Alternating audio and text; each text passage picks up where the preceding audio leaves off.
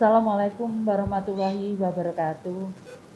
Selamat sore, Shalom, Om Swastiastu, Namo Buddhaya, Salam Kebajikan, Rahayu. Yang saya hormati teman-teman yang ada di ruangan ini dan teman-teman media. Pertama, terus terang saya cukup kaget meskipun sudah banyak yang membicarakan, tapi terus terang saya tidak pernah berpikir atau membayangkan menjadi menteri, karena ini kepercayaan Bapak Presiden dan Bapak Wapres, dan ini untuk saya mengabdi untuk negara, maka saya matur nuwun kepercayaannya oleh Bapak Presiden dan Bapak Wapres serta tentunya seluruh bangsa Indonesia. Yang kedua, program kami adalah yang pertama adalah perbaikan data untuk data-data penerima bantuan. Kami akan kerjasama dengan Kementerian Dalam Negeri, terutama terkait data kependudukan dan perguruan tinggi yang ada di wilayah masing-masing. Karena menurut saya akan sangat lebih baik kalau kami melibatkan perguruan tinggi juga di dalam implementasi kami di lapangan, sehingga output atau goal-nya bisa dilihat dan bisa kita lakukan evaluasi bersama dengan perguruan tinggi. Yang kedua adalah kami akan menyampaikan ke Bapak Presiden bahwa program-program kami adalah program pemberdayaan. Jadi sebagaimana diamanatkan di undang-undang bahwa yang pertama adalah kemanusiaan, keadilan, dan fakir miskin itu dan anak-anak terlantar itu di bawah tanggungan pemerintah. Karena itu kami akan perhatian terutama terhadap anak-anak terlantar, kemudian fakir miskin, itu yang akan kami prioritaskan untuk program pemberdayaannya. Jadi sehingga anak-anak kita bukan hanya menengadahkan tangan, tapi mereka bisa melakukan segala sesuatu, termasuk yang sudah kami lakukan sebelumnya adalah bagaimana meskipun mereka disabilitas, namun mereka bisa berguna dan bermanfaat. Juga anak-anak jalanan mereka bisa berguna untuk bangsa dan negara kita. Yang ketiga adalah kami akan melakukan pemberdayaan karena dengan kerjasama dengan beberapa kementerian, misalkan Kementerian Koperasi, Perdagangan, Perindustrian, karena kami akan memberdayakan kalau suaminya sudah bekerja, namun kondisinya dia masih butuh bantuan atau miskin, maka kami akan melibatkan mesin yang kedua, yaitu kaum ibu-ibunya. Kami akan bekerja sama dengan program yang sama. Tadi saya sampaikan membentuk koperasi bisa di tingkat kecamatan dan bisa di tingkat kelurahan. Kita akan lihat perkembangannya membutuhkan, karena tiap daerah itu mempunyai karakteristik yang berbeda-beda. Namun kita punya pengalaman bahwa koperasi itu sangat membantu. Kemudian juga bagaimana meningkatkan income dan mengurangi pengeluaran. Itu yang kita lakukan. Jadi misalkan mengurangi pengeluaran, kita berikan program-program pertanian yang bisa dilakukan dengan cara sederhana, sehingga tentunya bekerja sama dengan Kementerian Pertanian, sehingga bisa dikurangi untuk pengeluaran. Kemudian untuk peningkatan pendapatan, maka kita akan buat program-program, tadi saya sampaikan bekerja sama dengan kementerian-kementerian yang lain. Tentunya kalau kita bisa bersama-sama, tentunya percepatan untuk pengurangan kemiskinan dan pengurangan terutama untuk warga yang membutuhkan seperti penyandang disabilitas dan kemudian masalah sosial, itu bisa ditangani secara komprehensif dan terintegrasi. Meskipun kami harus melakukannya tidak bisa sendiri, kami harus bekerja sama dengan kementerian yang lain. Saya kira itu, dan kemudian Yang terakhir tentunya untuk anak-anak terlantar. Kita ingin bahwa anak-anak semua mendapatkan hak untuk dia bisa mendapatkan akses pendidikannya. Mereka juga harus mendapatkan hak untuk kesehatannya. Karena itu kami juga akan bekerja sama dengan Kementerian Kesehatan untuk bagaimana mengelola kesehatan yang kita berikan bisa mempunyai hak untuk warga memang yang penyandang permasalahan sosial. Itu yang harus kita tangani secara bersama-sama. Saya kira itu yang bisa saya sampaikan. Terima kasih. Wassalamualaikum warahmatullahi wabarakatuh. Selamat sore. Om Swastiastu. Salam Rahayu. Terima kasih Bu Tri. Silakan kembali ke tempat duduk Bu. Berikutnya Pak Sandiaga Uno, dipersilakan Pak.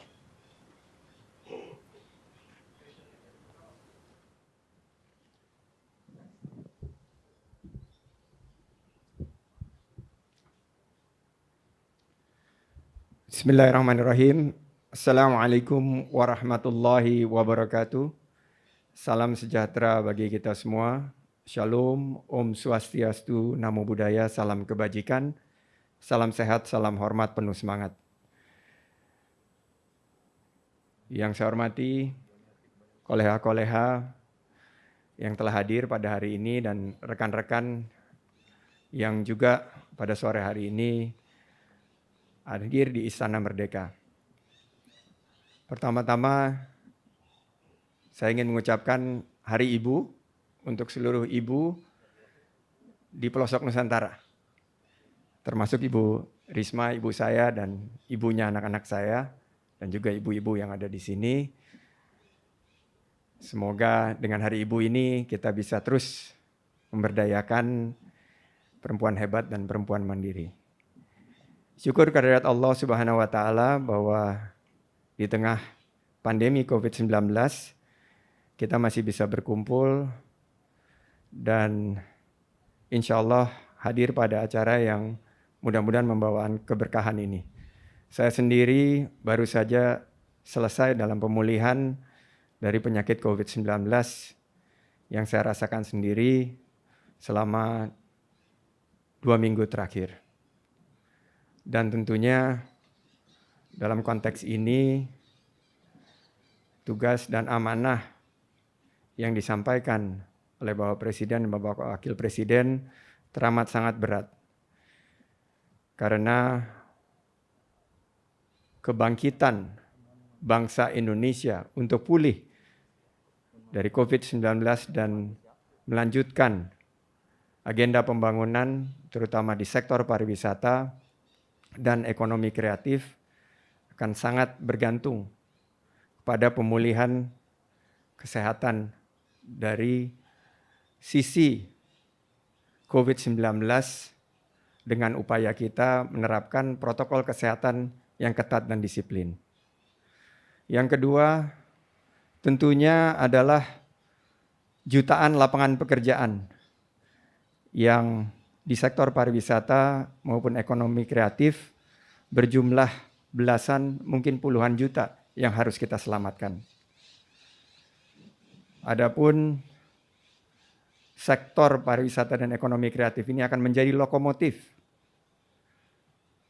pasca pandemi COVID-19 untuk kita melanjutkan agenda-agenda pembangunan di sektor ini untuk terus membuka lapangan kerja seluas-luasnya dan menghadirkan kesejahteraan bagi para rakyat masyarakat Indonesia.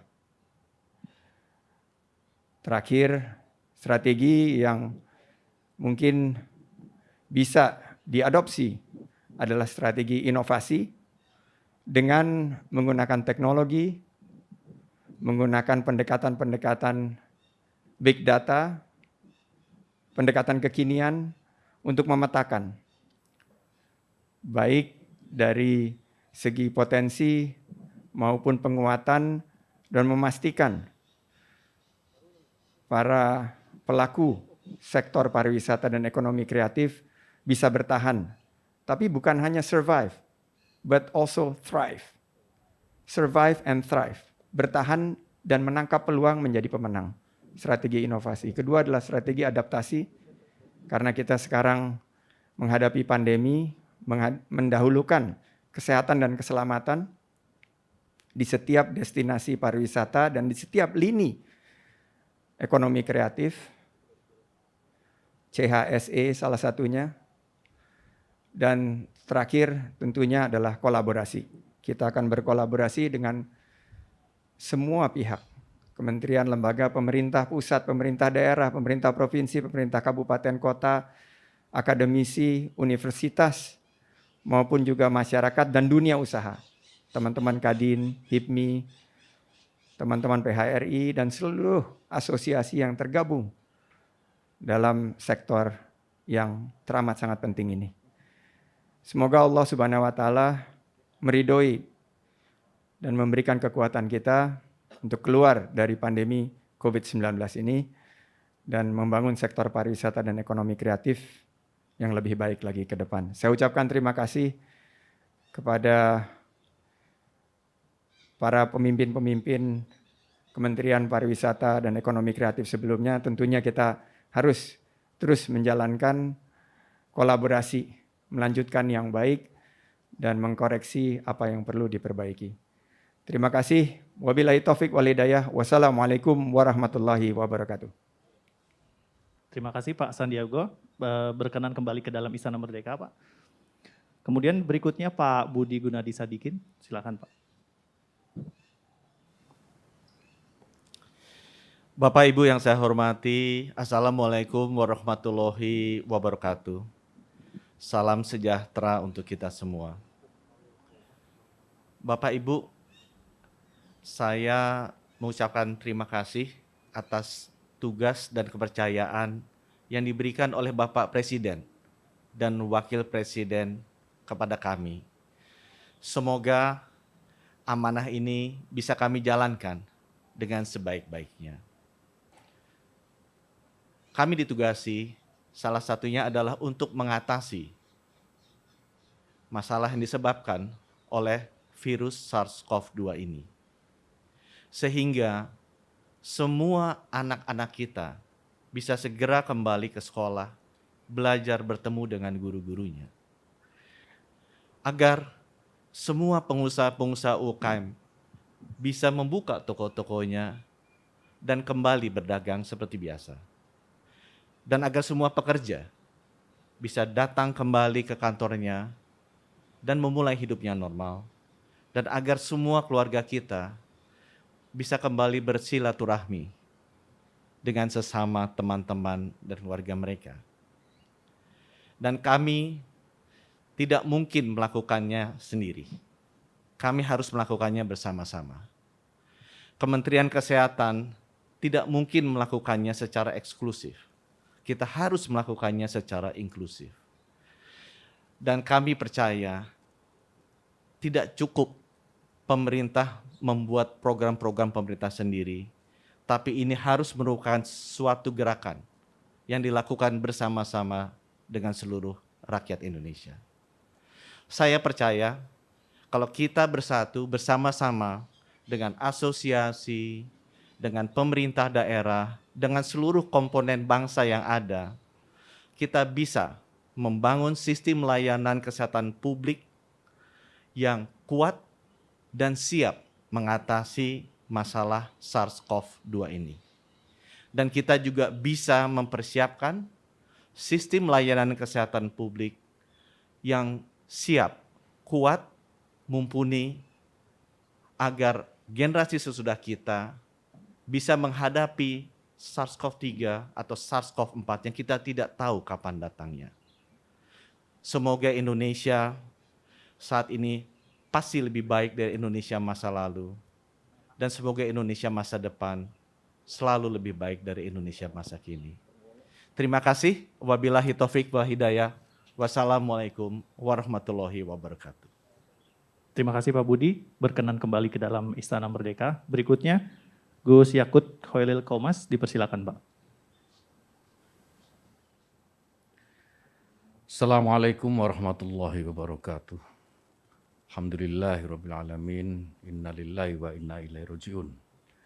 Bapak Ibu sekalian, ketika pertama kali saya mendapatkan berita bahwa saya harus menerima amanah sebagai salah satu pembantu Bapak Presiden dan Wakil Presiden di kabinet ini sebagai Menteri Agama, tentu yang saya rasakan adalah kaget. Karena dalam mimpi yang paling liar saya tidak pernah membayangkan menjadi Menteri Agama.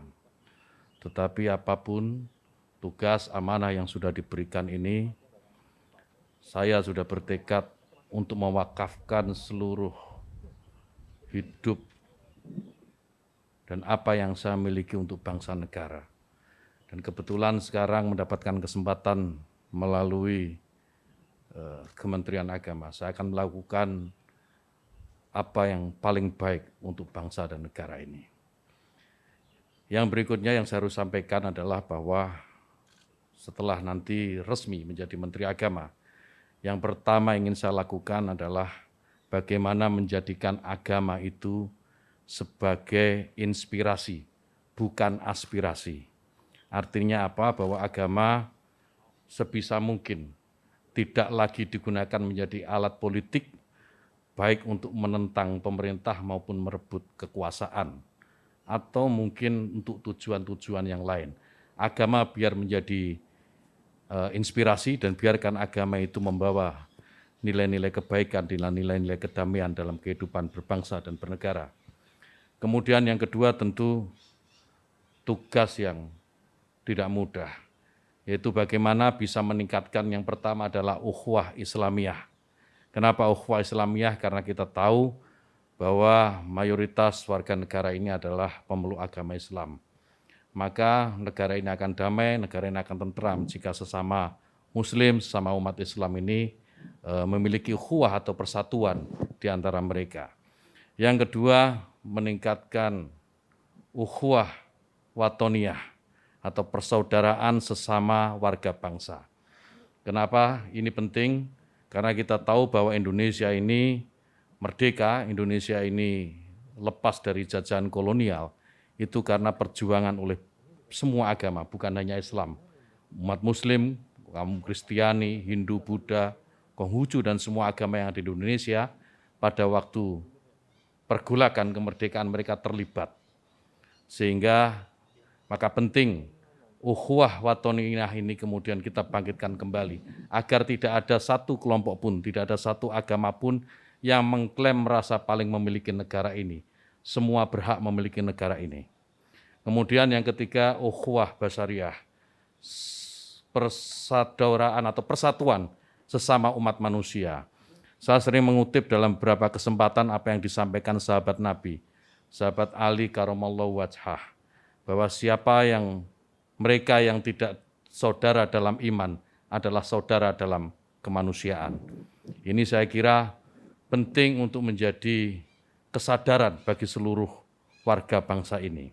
Jika ini dilakukan, maka saya meyakini ke depan Indonesia ini akan jauh lebih tentram, dan pembangunan yang tadi sudah disampaikan oleh beberapa calon menteri tadi, itu akan lebih mudah untuk diwujudkan. Kemudian yang ketiga yang tidak kalah penting adalah bagaimana bisa memajukan pendidikan agama di lingkungan Kementerian Agama. Pendidikan agama apapun, termasuk tentu di dalamnya adalah pondok pesantren. Bagaimana pondok pesantren bisa didorong mandiri dan pada akhirnya akan melahirkan kader-kader terbaik bangsa, kader-kader terbaik yang bisa memberikan sumbangsih terbaiknya untuk bangsa dan negara. Saya kira demikian. Yang terakhir, mohon doa restu Bapak Ibu sekalian dan seluruh rakyat Indonesia agar amanah ini bisa saya laksanakan dengan sebaik-baiknya, istiqomah dalam kebaikan dan tentu saja membawa kemajuan bagi bangsa dan negara. Wallahul muwaffiq ila aqwamit thoriq. Wassalamualaikum warahmatullahi wabarakatuh. Terima kasih Pak Gus Yakut. Berikutnya Pak Sakti Wahyu Trenggono, silakan Pak. Selamat sore. Assalamualaikum warahmatullahi wabarakatuh. Salam sejahtera, Om Swastiastu, Namo Buddhaya. Yang saya hormati rekan-rekan yang hadir di sini. Pertama saya ingin menyampaikan perasaan saya ketika saya mendapat amanah untuk dicalonkan sebagai Menteri KKP. Sebelumnya saya mendapat amanah sebagai Wakil Menteri Pertahanan. Dalam 1 tahun ini saya membantu Menteri Pertahanan untuk mensinergikan dan membangun pertahanan masa depan. Nah, selanjutnya dalam 1 tahun ini secara mengagetkan juga tiba-tiba saya diminta untuk membenahi, kemudian melanjutkan dan mengelola yang namanya kelautan dan perikanan. Amanah ini bukan amanah yang mudah, saya kira. Saya ingin berusaha bahwa ada sebuah wilayah karunia dari Allah Subhanahu wa Ta'ala yang memiliki satu potensi yang sangat besar, yang tentunya itu bisa menjadi kesejahteraan bagi bangsa ini. Nah, itu tentu saya akan belajar dan menggali, melakukan evaluasi untuk selanjutnya bisa dilakukan apa yang harus kami lakukan supaya itu bisa menjadi manfaat bagi bangsa. Begitu melimpah ikan-ikan di lautan dan begitu melimpah juga potensi-potensi di kelautan, baik itu untuk sektor pariwisata, kemudian industri perikanan dan lain sebagainya, termasuk budidaya, dan tentu tidak melupakan dengan kebersinambungan lingkungan. Itu yang akan kami lakukan jika nanti kami sudah resmi menjadi Menteri Kelautan dan Perikanan. Saya kira itu saja, karena saya bukan tipikal orang yang bisa beretorika, tapi yang suka dengan bekerja dan bekerja keras. Dan saya sudah mewakafkan diri semenjak saya sebagai Wakil Menteri Pertahanan, sama seperti Mas Sandi, jadi mewakafkan diri untuk bangsa ini dan bekerja keras untuk bangsa ini. Saya mohon doa juga kepada seluruh bangsa Indonesia agar saya bisa amanah dan bisa menjalankan amanah dari Bapak Presiden dan Bapak Wakil Presiden dengan membantu beliau mewujudkan Indonesia maju. Terima kasih. Wassalamualaikum warahmatullahi wabarakatuh. Terima kasih Pak Sakti Wahyu Trenggono. Berikutnya silakan Pak Muhammad Lutfi.